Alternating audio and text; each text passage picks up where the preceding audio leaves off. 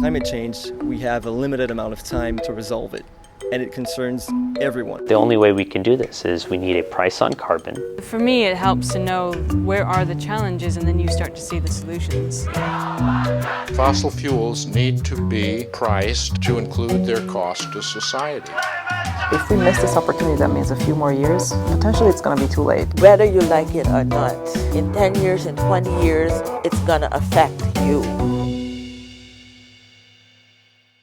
Are we filming? We are filming. Okay, cool. So climate change rhetoric has obviously, there's been a great groundswell of it. You could say that like we're really turning the corner, and carbon pricing just comes up again and again and again as something we have to do.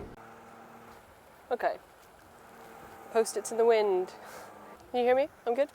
Oh, yeah. Since I've been getting involved in the whole climate world, I've kind of jumped into it all.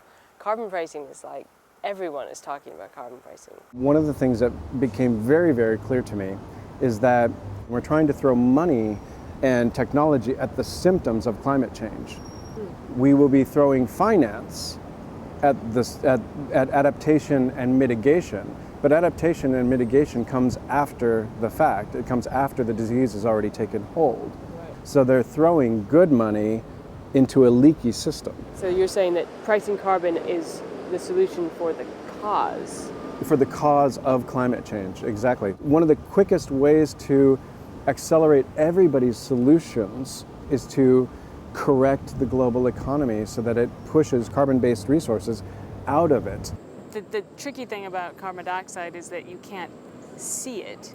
And it's global, it's dispersed everywhere. So the taxpayers are paying those costs. The cost of extreme weather events such as Hurricane Sandy, people have to pay that cost in their health and the cost of healthcare while they're being caused by these carbon dioxide emissions from burning fossil fuels.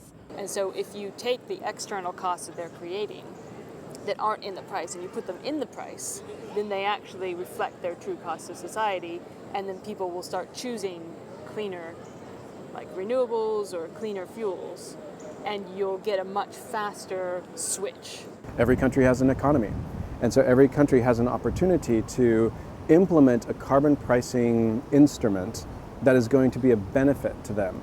Eventually we can, what we call, harmonize those systems and link them. There's two different versions of carbon pricing, quantity or price. Quantity is the government creates a certain amount of permits that caps the amount of emissions allowed. Companies who want to emit have to have a permit, so they have to either buy these permits from the government at an initial auction, or sometimes they're given to them at the initial kind of introduction. And then they trade these permits between companies. Cap and trade. It's in the title.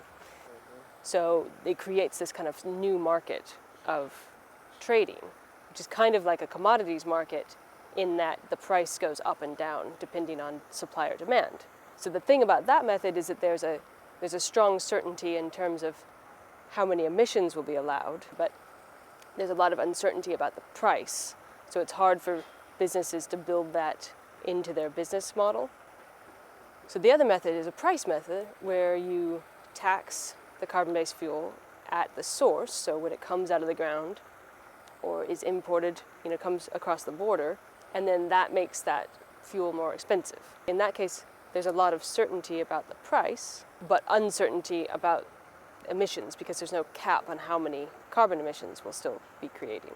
But the idea is that inevitably they'll go down because companies will inevitably want to find cheaper ways of doing it, and carbon-based fuels will become more and more expensive, and therefore they'll be incentivized to look for clean forms of energy.